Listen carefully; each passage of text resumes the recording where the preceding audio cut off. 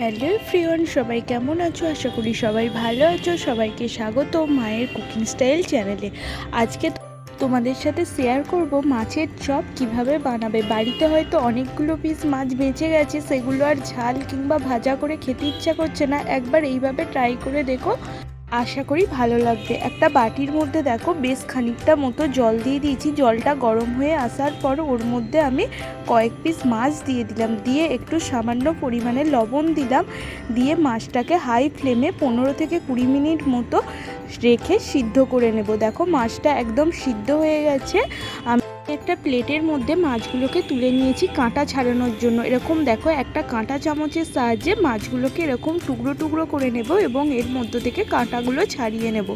সমস্ত কাঁটা আমার ছাড়ানো হয়ে গেছে। এবার কড়াইয়ের মধ্যে দেখো দেব সাদা তেল। এবার দিয়ে এর মধ্যে দিলাম বেশ খানিকটা পরিমাণে পেঁয়াজ কুচি, একদম ছোট্ট ছোট্ট করে পেঁয়াজগুলো কেটে নিয়েছি। এবার এর মধ্যে দিলাম আদা কুচি আর দিলাম রসুন কুচি। এটা দিয়ে খুব ভালো করে ভাজতে হবে, একদম গোল্ডেন ফ্রাই হয়ে আসবে সেই অবধি ভাজতে হবে। এবার দেখো এর মধ্যে দিলাম বেশ খানিকটা কাঁচা লঙ্কার কুচি।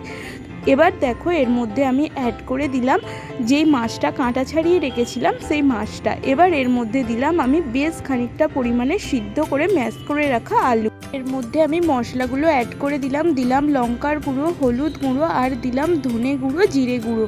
এবার এর মধ্যে বেশ খানিকটা পরিমাণে দিলাম কাশ্মীরি লঙ্কার গুঁড়ো আর দিলাম গরম মশলা। এবার দিলাম লবণ আর দিলাম স্বাদ মতো চিনি।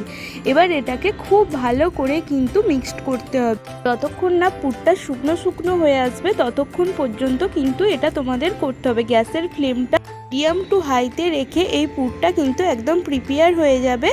এটা দেখো আমার একদম হয়ে এসেছে। এবার এর মধ্যে আমি অ্যাড করে দিলাম বেশ খানিকটা পরিমাণে ধনেপাতা।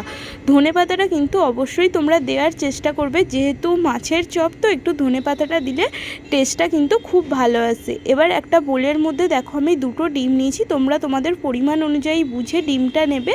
এবার দেখো এর মধ্যে 2 চামচ মতো কর্নফ্লাওয়ার দিয়েছি লবণ আর দিয়েছি গোলমরিচ। এবার দেখো পুরটাকে এরকম শেপে আমি তৈরি করে নিয়েছি। তোমরা কিন্তু তোমাদের পছন্দ মতো শেপে করে নেবে। এটাকে আমি কর্নফ্লাওয়ারের মধ্যে কোটিং করে তারপর ডিমের গোলায় ডুবিয়ে এবার ব্রেড ক্রাম্বসের মধ্যে খুব ভালো করে মাখিয়ে নিয়ে আমি এরকম চপের আকারে গড়ে নিয়েছি। এবার একটা কড়াইয়ের মধ্যে তেল দিয়েছি, বেশ খানিকটা পরিমাণে সাদা তেল দিয়েছি আর এখানে এগুলো সমস্ত আমার প্রিপেয়ার হয়ে গেছে একদম ভাজার জন্য। এবার এক এক করে আমি এগুলো তেলের মধ্যে দিয়ে দেব। গ্যাসের ফ্লেমটা কিন্তু মিডিয়াম টু লোতে রাখবে, খুব বেশি হাই ফ্লেমে রাখলে কিন্তু এর অংশটা লাল হয়ে যাবে এবং ভিতরটা একদমই কাঁচা থাকবে, খেতে কিন্তু একদমই ভালো লাগবে না। দেখো মিডিয়াম টু লোতে রেখে আমি চপগুলো একদম হালকা ব্রাউন কালার করে ভেজে নিয়েছি। আশা করি এটা তোমাদের রেসিপিটা ভালো লেগেছে। বাড়িতে অনেক সময় অনেকগুলো মাছ বেঁচে যায়, সেইভাবে খেতে ইচ্ছা করে না, সেই মাছগুলোকে দিয়ে তোমরা এইভাবে একবার ট্রাই করে দেখো। আশা করি তোমাদের ভালো লাগবে। যদি ভালো লেগে থাকে প্লিজ সবাই like, comment, share and subscribe করতে একদম ভুলো না। আর কে কী রেসিপি দেখতে চাও প্লিজ আমাকে কমেন্ট করে জানিও। সবাই ভালো থাকবে, সুস্থ থাকবে।